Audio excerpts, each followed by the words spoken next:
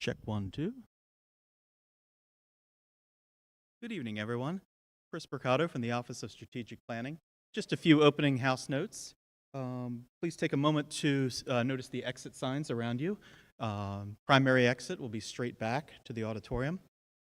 If a fire alarm should sound or any other reason we need to evacuate the building, best evacuation route is out to the exit, turn to the right, and out to the parking lot the way most of you came in. There's a sign-in sheet outside, and we encourage everyone, our committee members and our visitors tonight for the public information session, to please sign in. Again, in the event of an emergency, we'd use those sign-in sheets to make sure we have accountability outside, make sure we've got everyone out of the building. Let's see, what else do we have here tonight? Restrooms are available immediately to the left and to the right outside the main doors here.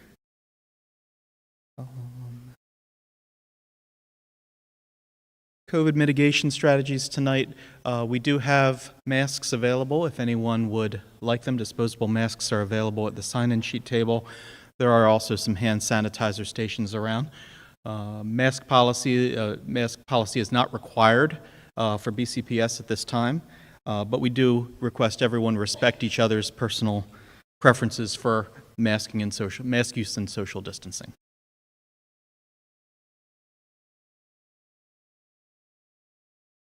We'll have a short presentation here tonight. We're getting started in just a moment. After the presentation, we'll dismiss to the cafeteria right outside these doors where we have some map stations set up. And any of our members of the public can view the map stations and engage with committee members about some of the work that's been done. We also have some computers set up that can access our survey, which starts this evening. That survey is also available to be taken on any device with internet access. You can also use those computers to access the proper map, virtual map, that allows you to get a little better fix and zoom in on if you have some questions about, for example, your home location and where that sits among these boundary changes. Nothing further, we'll get started. I'll introduce Mr. James Cooper from Cropper GIS. Thank you, Chris, and thank you, committee members and members of the public, for joining us here tonight, and also members that may be viewing this via the BCPS live stream.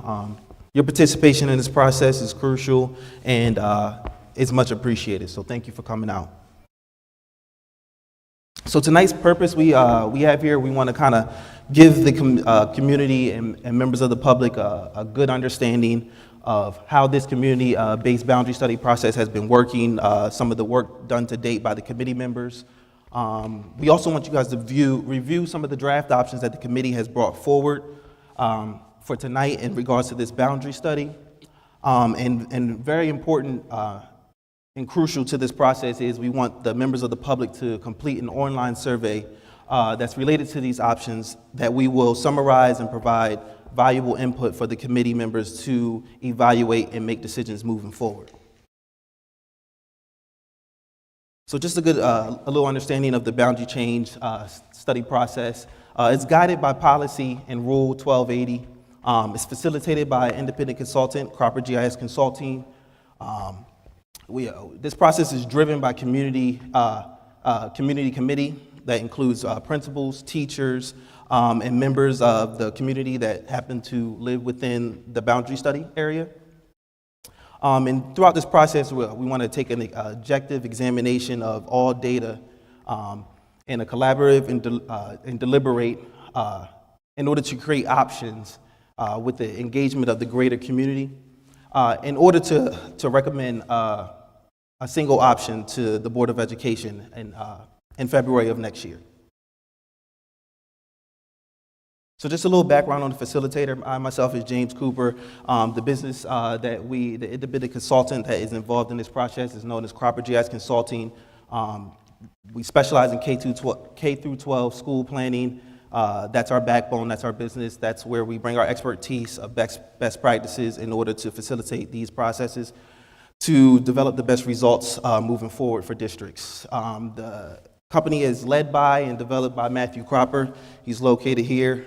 You'll see him along the gallery walk once we get to that section as well. He brings 20 plus years of experience and expertise in this division. And I myself, James Cooper, I've been working with the company for 4+ years, have managed many projects, including some previously with BCPS in the past. So just to get an idea of the makeup of the Boundary Study Committee, each school has a committee, 16 voting members, 21 members in total. The principals are non-voting. There's teacher and staff representatives that come from each participating school in the study area, 2 parents from each school within the study area as well, and then 1 area educational advisory council representative. The availability, all committee members have been available to attend all meetings. If they haven't, for schedule conflicts, everybody has been notified. And this committee is tasked with meeting 6 times, including tonight, began in September, and the last meeting is scheduled for December. So just a good background on the timeline on where we're at in this process. The committee has met 3 times, starting in September up till now. We've deliberated over 5 options up till now, and we have 3 here that we're moving forward with tonight to bring forward to the public. Tonight's very important so the public can understand how these options were drawn up, how this process has been going, and to ultimately give their input on these options. Following tonight's meeting, the committee has 2 meetings scheduled to deliberate over options, to eventually recommend 1 option to the Board of Education, February 14th of 2023. So we're about just over the midway point throughout this process, and we have a few options for the public to view tonight. So just a little background on Deer Park Middle Magnet School and why we are conducting this boundary study. As of September 30th of 2021, official enrollment, Deer Park Middle Magnet School was over capacity by 254 students. That's just above 120% overutilized. So enrollment is projected to remain over capacity if boundaries stay as they are. So this boundary study is consistent with the multi-year improvement plan for all schools, recommendation for capacity relief. So just getting a good idea of the participating schools, the main target school is Deer Park Middle Magnet, and the 4 participating schools all share a boundary with Deer Park, so that's why they are involved in this boundary study. Upon a plan being approved by the Board of Education, that plan is expected to go into effect in fall of 2023. So just looking at the boundary study objectives that the committee has been tasked with completing, and one is to reduce overcrowding at Deer Park Middle Magnet. We want to create viable, successful boundaries that efficiently use capacity in all the participating schools, so provide balance between all schools within the study area. And we want to maintain or increase the student diversity among the participating schools to reflect the diversity of the region and the school system as a whole. So just looking at the primary considerations that the committee has focused on when evaluating these options, we want to efficiently use the capacity in all affected schools.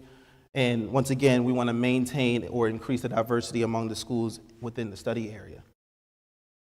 Kind of going over some of the secondary considerations that the committee has followed along throughout this process is we want to maintain the continuity of neighborhoods, want to keep kids close with their friends and not split down residential neighborhoods so that kids are going to schools with their peers.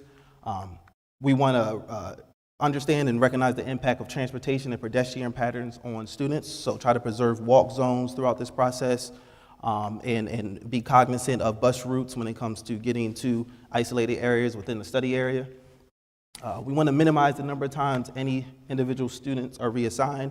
To my recollection, this area hasn't had any boundary changes as of recently, so we shouldn't be impacting any students multiple times with this boundary study process. We want to definitely be cognizant of long-term enrollment and capacity trends and future capital plans, so kind of getting a good understanding of where the enrollment projections for each participating school in the study area are headed. Be cognizant of development that is going on within the study area that could potentially increase or decrease enrollment for the participating schools. We want to be cognizant of feeder pattern school boundaries and the continuity of feeder patterns. So we want to look at the progression and migration of students from elementary school to middle school and middle school to high school. You know, in a perfect world, we want 100% of a particular middle school to feed into one high school. You will see that there are currently splits where a school may feed into more than one high school, a middle school may feed into more than one high school. And in those situations, you want to create some balance. So, for example, a middle school may feed 50% into one high school and then 50% into another high school. That ensures that those kids are going and migrating and progressing to the next grade level with friends and peers and familiar faces. We want to be cognizant of phasing in boundary changes by grade levels for high schools. This is a middle school boundary study, so it's of less importance in this particular boundary study. Some additional considerations are we want to try to use geographic features, railroads, creeks, major highways as dividing lines for these boundaries. And we also want to support the ESOL strategic plan objective of returning students from ESOL centers back to their home school. So just kind of getting a good idea of the committee's progress and work done to date. The committee has analyzed a plethora of data and information that includes student enrollment, capacity for each participating schools. They've looked at zoning maps as well as future development maps and land use maps to kind of get an idea of what type of housings are in particular areas in each school zone.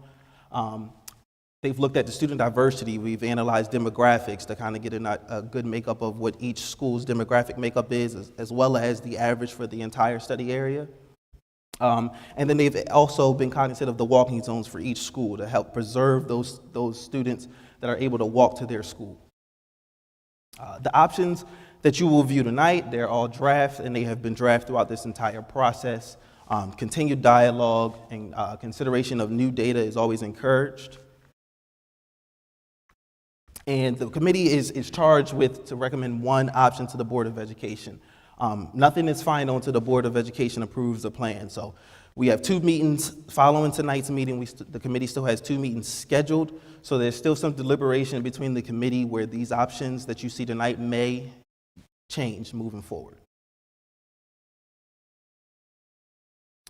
So before we get out and get around the gallery walk and look at maps, I'm going to give you a good understanding of how to interpret some things on these maps. You'll see maps within the handouts online as well as in the cafeteria that we will be walking around. All maps have titles and they have some notes to kind of clarify what some of the data on that map is. But one big feature on all these maps or most maps that you will find are planning blocks. These are like the building blocks to all the participating schools within the study area. It helps the committee understand the impact of moving a particular area from one school to another and how many students will be impacted. So when you view these maps, you'll see that these maps are shaded in different colors to represent each school. So looking at this snippet here, you'll see that Deer Park Middle Magnet is represented by a yellow background. And to get an idea of these planning blocks, you'll see these dotted black and white lines that surround small areas within each school boundary. These planning blocks all have an ID. It's a unique number, so no planning block is being duplicated or can be found on another part of the map. It really helps the committee members and members of the public really pinpoint a particular area of interest that they may have questions or concerns about. And then the number underneath the planning block is the number of 6th through 8th grade students that live and attend their home school. So when in this boundary change study, we are only affecting students that currently live in their home boundary school and attend that school. This helps preserve any students that attend a school outside of their home boundary for reasons of maybe program enrollment or things of that nature.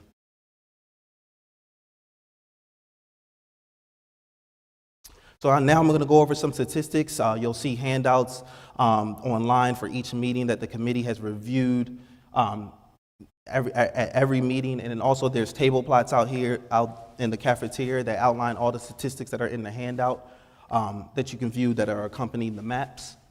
These statistics are pertinent to the study and are made available next to the maps as I stated. And this is the same exact data that the committee has used since meeting one when evaluating options. So a common table that you'll see is the current utilization. This gives you a good overview of how the enrollment capacity and utilization is currently for all participating schools. And you get to really get a good understanding of the percentage of how full a school may be. Over 100% means they're over capacity.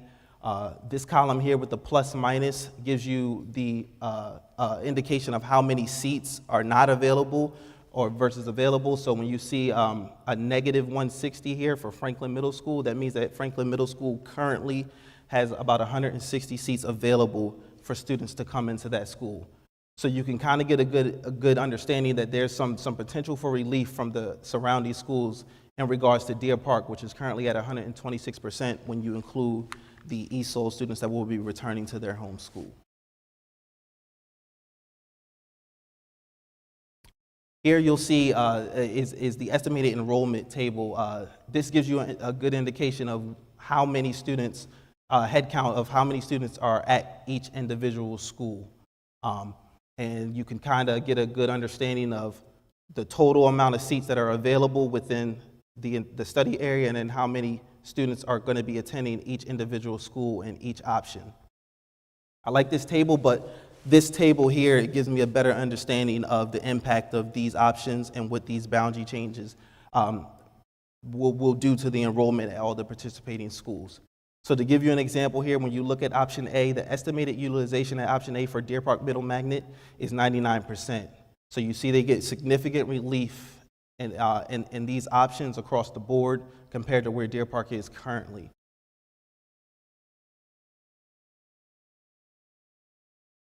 Here you'll see a demographic table that I've explained that the committee has always evaluated when we looked at boundary change options. This gives you a good idea of the demographic makeup of each school.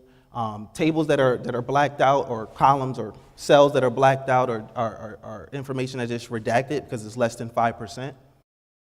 But it gives you a good idea of the impact of what option A does to the demographics compared to currently. And when we look at these tables, you definitely want to kind of look at that bottom row that gives you the average of the study area. And you want to see how that impacts when it comes to moving these options. Do these percentages move closer to the average, or do they move further away from the average?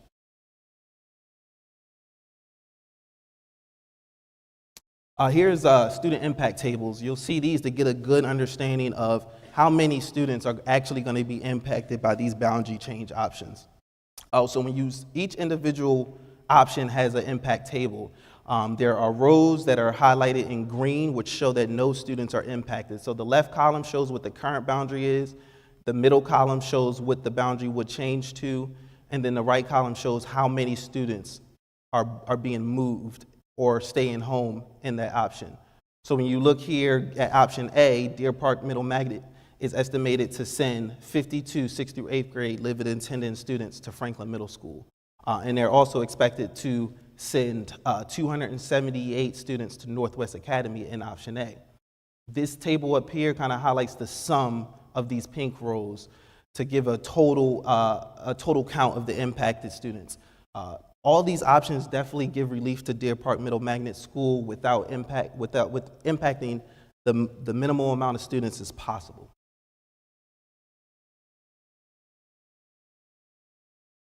Here's a table here that kind of outlines the feeder patterns, and this kind of shows the migration of students from elementary school to middle school and middle school to high school. You'll see that there's a small table that outlines the splits. The splits just refer to if one school feeds, if a school feeds into more than one school. So you look here, for example, in option A, Lyons Mill Elementary School feeds 47% of their students into Deer Park Middle Magnet, and then they feed 53% in the Northwest Academy. That would be considered a split, but it's also a more balanced split where we try to get close to that 50-50, so these students are progressing to the next grade level with familiar faces. Looking here at the high school, for the progression from middle school to high school in option A, you get a good understanding that Deer Park will be feeding about 74% of its students into Newtown High School, and then 26% of his students into Owings Mills High School.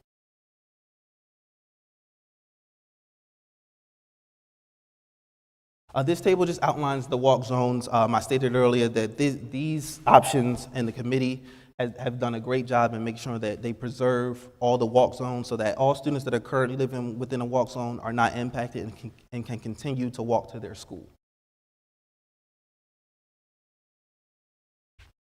So now we're going to get to the gallery walk here in a second, but here's a good snippet of how to view these options on the interactive web map. You can get to that web map via croppermap.com/BCPS-NW2022.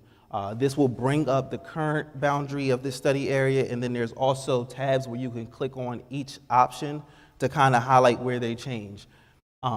There's also a search bar at the top of the interactive web map where you could put in your individual address in order to see if you are indeed impacted by these potential draft options. We also have copies of all the handouts, including small and large format maps that are posted on the Boundary Study webpage. You can reach that webpage under bcps.org under the highlights section. So this gives you a quick overview of what the current zones are looking like in this study area. You'll see each school. The legend here kind of highlights what each school's color is, so you can get an understanding of where the boundary falls. And then when you look here at option A, for example, you'll see a black outline that's thick and it's bold. This shows you where the current middle school boundaries are and where they change. So when you see a black outline and you see a change of color, you can look at the legend to see what school is changed to. So in this situation here, you'll see that this area on the southeastern edge of current Deer Park Middle Magnet School is changed from Deer Park to Northwest Academy.